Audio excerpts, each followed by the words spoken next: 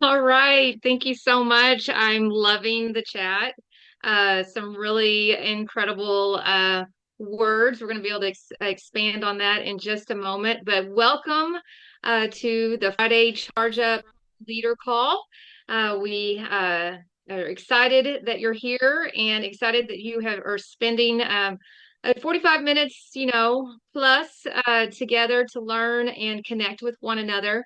We This is our SERVES model that we are working from as far as leaders are concerned.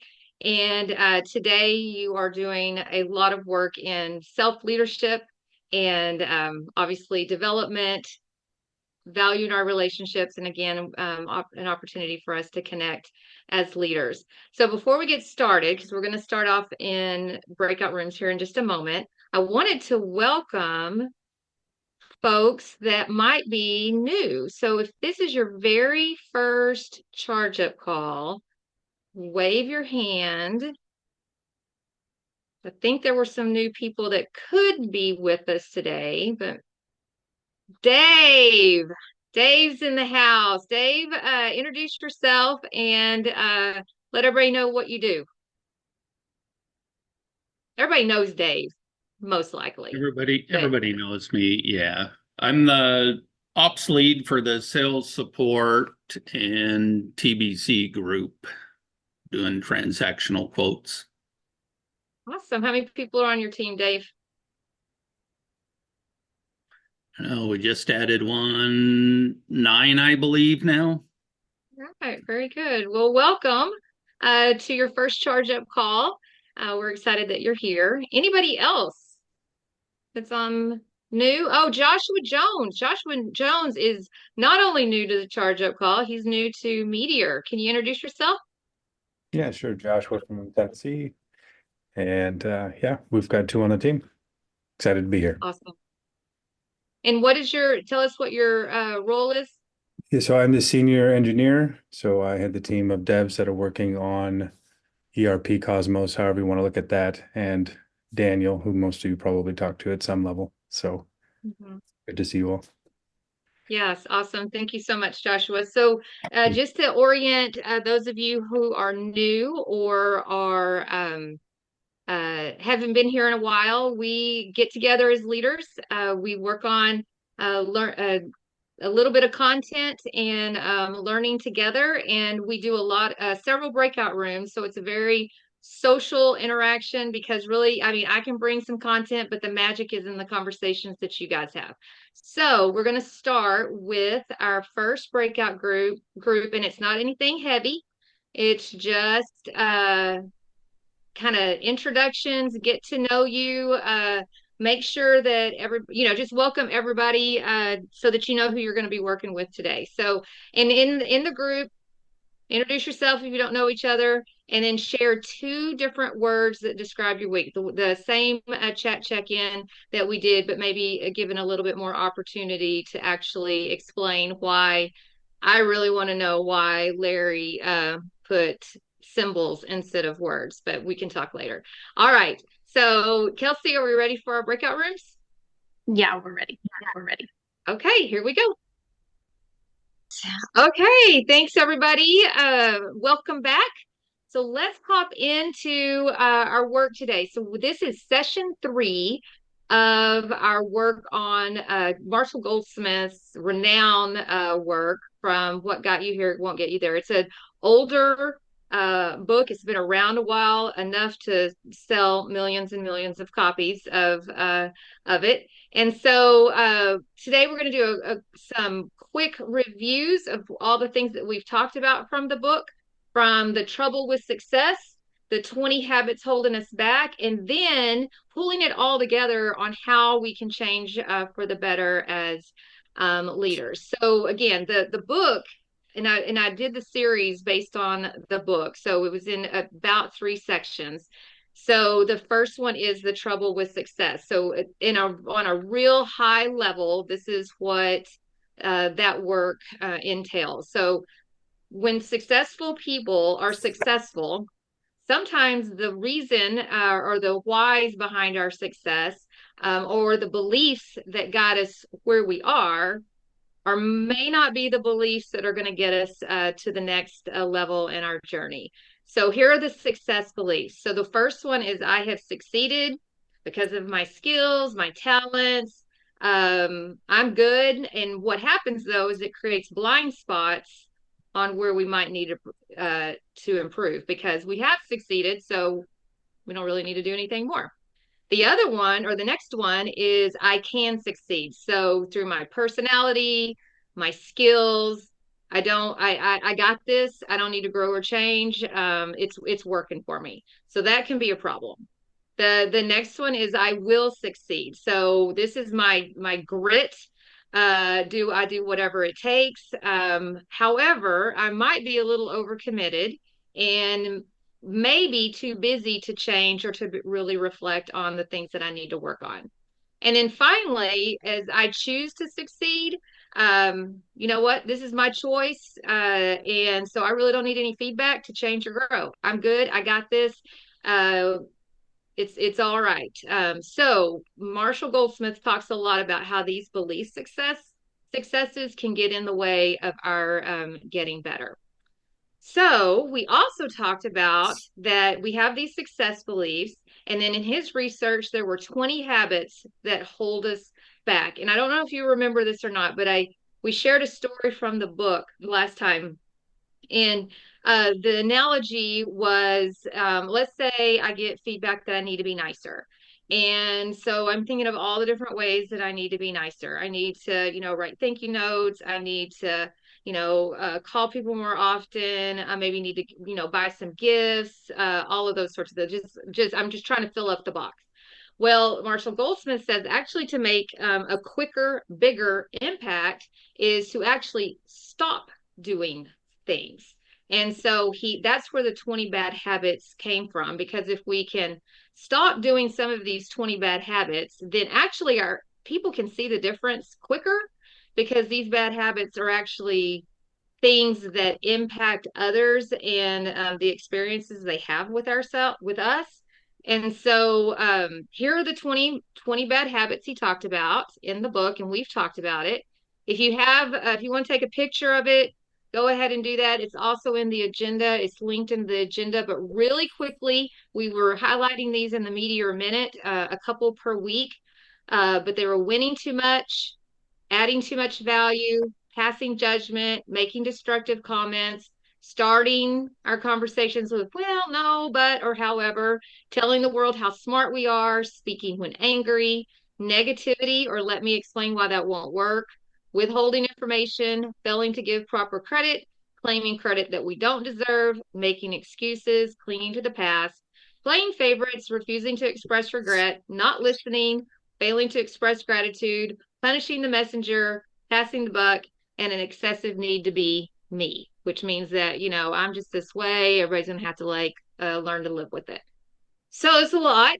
And so when we talked about this the last time, I believe it was in February, and we had everybody decide, choose one bad habit that you think, you know what, I could probably do a little bit better on this. And this was the results of that. There's two things here. So there was some interesting ones that you all committed to saying, you know what, I think I do this and I'm really going to start working on it. So stop making excuses, adding too much value. There was 8 people who wanted to work on that. That's one of mine, particularly. Saying no, but, or however, there were 4 people. Failing to express gratitude, not listening, making judgments. There was also some people who wanted to work on keeping their frustrations to themselves, playing favorites, being negative, clinging to the past, because there are lots of changes that are going on. 4 people said excessive need to be me. One person said there was just too many to choose from. And then another person has a bad habit a bad habit of the excessive need to beat Bill at ping pong. So that was one of the things that people added. So you may or may not have been a part of that charge up call, but you can probably go back here and take a look at this list And what have you been working on or would like to start to work on? And we're going to go into a breakout room here in a moment and just kind of talk about what it is that you've been working on based on this information of trying to eliminate or that you would like to. And so, for example, I think the last time I admitted that, the adding too much value is something that I am working on. I have an idea a minute and I want to share it with the world, every single one of them. So I have to watch that. I write things down. I try to listen more. Sometimes I overcompensate and don't say enough. So those are things that I'm trying to balance with my own personal work. So choose one of them, and in our breakout rooms, talk to the group about something that you might be working on or you'd like to work on to help you be more effective as a leader.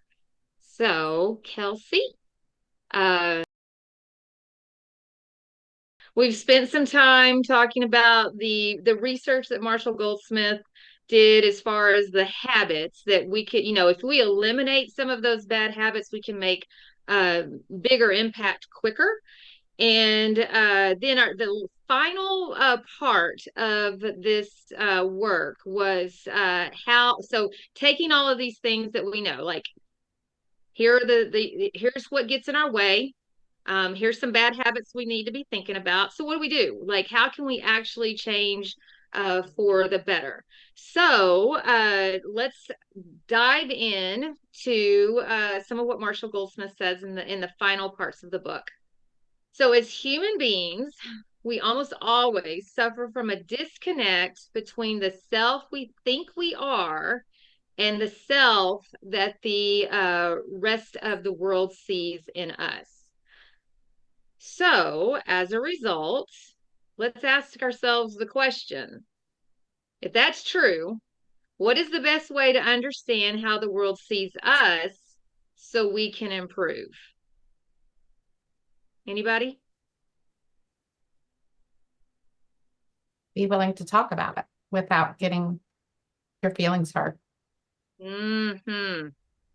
Yep. We have a couple of people in the chat, Laura, that said feedback. Ah, yes. Okay. I don't have my chat up. Okay. Yep. Absolutely. So there you go. You guys Richard are right said, on track. Uh-huh. You're and right then on Richard track. said, ask. Uh-huh. Yes. Thank you. Yes. So you got it. You got it. So I know you all have heard this before. That feedback is a gift, right?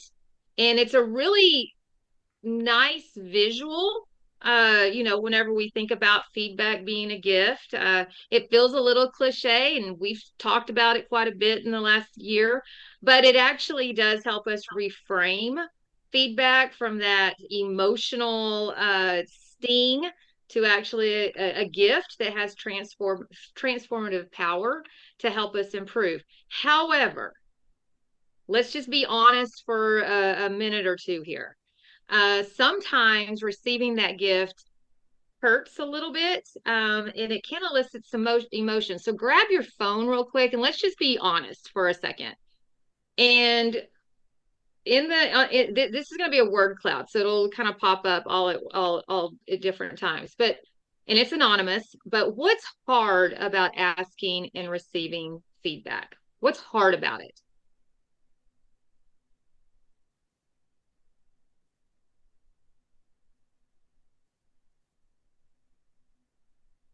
Ooh, the truth. Mm-hmm. Getting my feelings hurt. Yep. Worrying about what that truth may be, setting time aside to ask for it, not feeling safe, getting my feelings hurt. Yes, making mistakes, learning something negative about ourselves. Absolutely. Failure, feeling failure, admitting fault. Hearing the truth, fear of change. Absolutely. Your feelings, vulnerability, absolutely being vulnerable to ask it, being honest about ourselves and others. So as you're thinking about this, I wanted to just, and perceptions are reality. So that's a really good piece. Like if someone's feeling that, you may not have meant that, but the perceptions do equal reality. The anticipation of waiting to ask the question, making mistakes, not feeling safe, not having to redo or fix things. Yes, that takes time, and our perfectionistic tendencies want to just keep moving.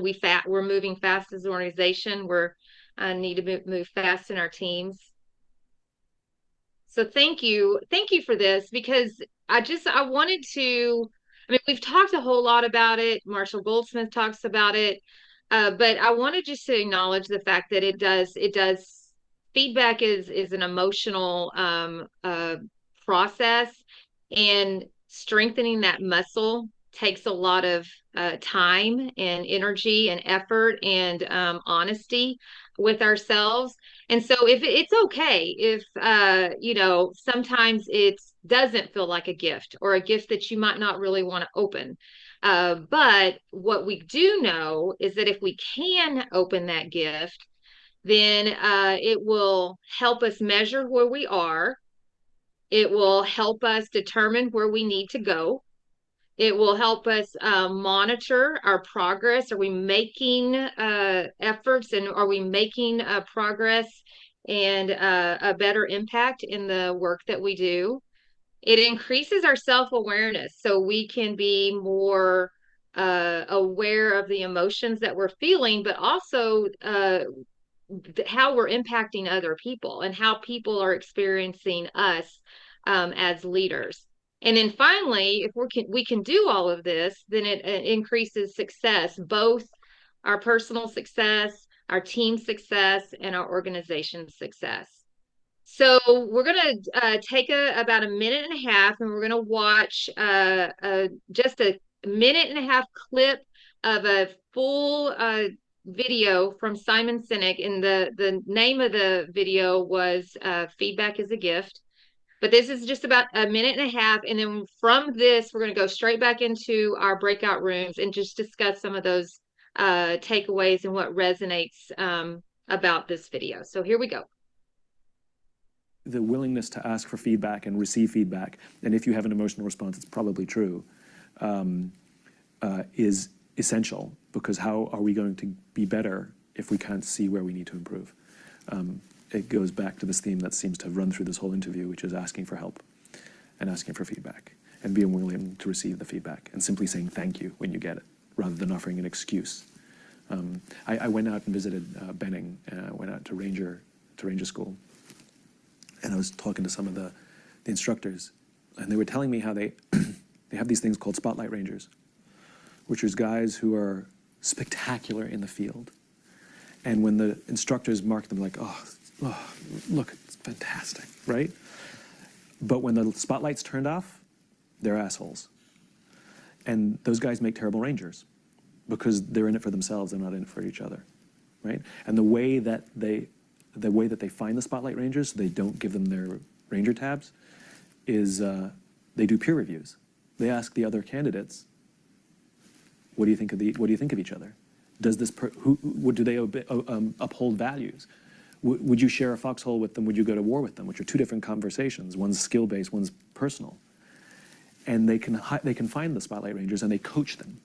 And if they're uncoachable, right? And they say that when we sit down with these candidates, these ranger candidates, we say your fellow students think your fellow candidates think you're stubborn and difficult to work with. And if they go, I totally understand why they would say that. There was this one situation, and they totally don't really know who I am. They don't want those people on the team. The ones they want on the team are the ones who go, whew, boy, that's, whoa, yeah, oh, I got to work on that.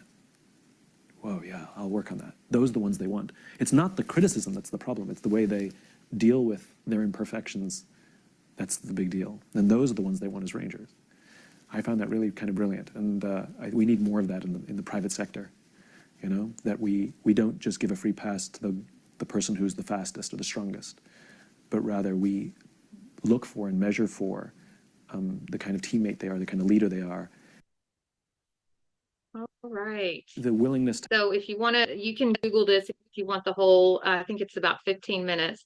But, you know, Simon Sinek has a lot to say about that. And I love that story. So in your breakout rooms, discuss your takeaways from that video. And really, you know, this is our personal work. I know we're probably sitting here thinking about a lot of people that really need some feedback, but let's kind of think about it from our personal leadership development work and how we can set ourselves up for success in feedback. And then Simon's work here. So Kelsey, can you get us back into our breakout rooms? All right.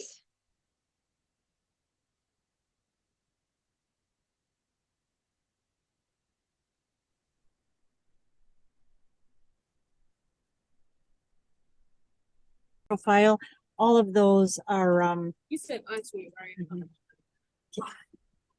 Thank you.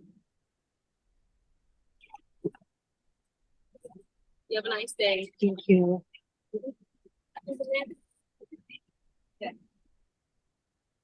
All right, welcome back, everybody.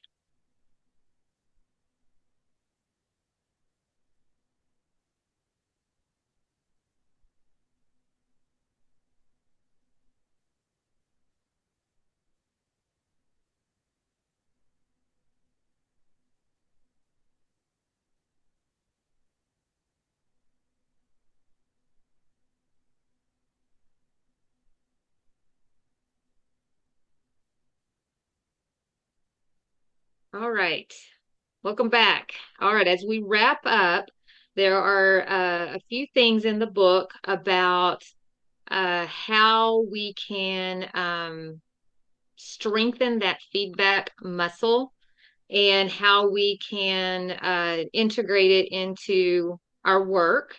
And so Marshall Goldsmith talks about different ways to do that. You might want to take a picture of this whenever I get all the dots up if you'd like. But the first one is just be okay about asking for it. And it can be low risk at first. It can be just in the daily work that we do. Okay, what questions do you have? Does this land well? What would you change? All of those sorts of things. And that just kind of helps get those muscles, those feedback muscles stronger. You know, and listen more than we're talking, and to really hear about what people have to say. Sometimes, and he talks about this in the book, we need to apologize if our impact has been hurtful in some way. And one of the things that he and Simon Sinek talked about is that whenever you receive it in a really, really authentic way, say thank you. And it's not like thank you in a sarcastic way. It's more like, you know what, I really appreciate that. Thank you. That buys you a little bit of time, and it lowers your emotional response whenever you receive it. And it also gives you some time to think. And sometimes it's like, you know, thanks a lot. I appreciate that. I'm going to need to think about that. I do appreciate you sharing that though. Reflecting is another way in which, you know, once we've asked for it, we've received it, reflecting on it, sharing with others. And that was kind of what we did in our breakout rooms is like, hey, you know, I'm working on the one that I'm working on a lot is adding too much value. So my team knows that. Like people know I'm working on it. So some days I'm doing a really great job of it. Some days we have little like red light, green light, yellow light, and I have talked too long. And so everybody puts the red light up. And so I know I need to let somebody else talk. So just those sorts of things, just sharing and being vulnerable and say, hey, this is something I'm working on. And then practicing it. Again, some days are great, some days are not, but just me being sure that we're practicing it. And then just noticing, this is where that self-awareness comes in, is that we notice emotions, what's happening here. We also notice the impact that our actions are having on others. And that helps increase that self-awareness. So these are just some of the things that he talked about as far as integrating that feedback into our daily work. And then he says on how we can change that the number one tool for developing critical skills and self-awareness for authentic and effective leadership development are 360s. And so 360s is when we're hearing from our boss, we're hearing from our peers, we're hearing from our direct reports. We also do a self-assessment. That is in the book, and we also agree that 360s are the #1 tool for developing critical skills. So we will be moving into that work. We're hitting the 360 season. And so on the 26th, if you have direct reports, we'll have a leader call and we'll talk through what the 360 process is going to look like. But as you're preparing for it, be thinking about some of these things that we're talking about in the charge up call to help prepare yourself for those 360s. And if you're not a part of the 360 process, it's okay. This right here is integrated into the work. Ask about it, ask for it. That's what is really going to be helpful. So in conclusion, if your actions inspire others to dream more, learn more, do more, and become more, you are a leader. So as we finish it up, what leadership actions will you practice next week to help you be a leader and to get you there? So go ahead and pop those in. Listen and ask. Lots of listening. Acknowledgement. That we need it. Support. Ask. Ask for feedback, breathe more, talk less, share. Don't procrastinate. Yes. Ask for check in and asking for more feedback, recognition, soliciting feedback, and then receiving it like the gift that it's supposed to be. Listen and absorb.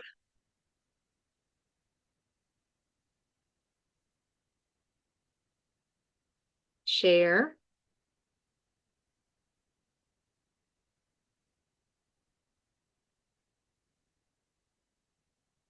All right. We'll be thinking about it. More yes instead of oh, no, but. Yep, taking a look at that bad habit list for sure. So that's the hope, is that you take one little nugget from today and you begin practicing some things that you would like to add next time. Or next week. So that's what's important. Just a little bit at a time, baby steps, one thing at a time. So thank you guys for being a part of the learning today. Congratulations for showing up on this Friday afternoon to learn together. And if you would like to stay on and ask some questions, we'll be on till the top of the hour. Other than that, have a great Friday and a great weekend. Thank you. Thanks, Laura.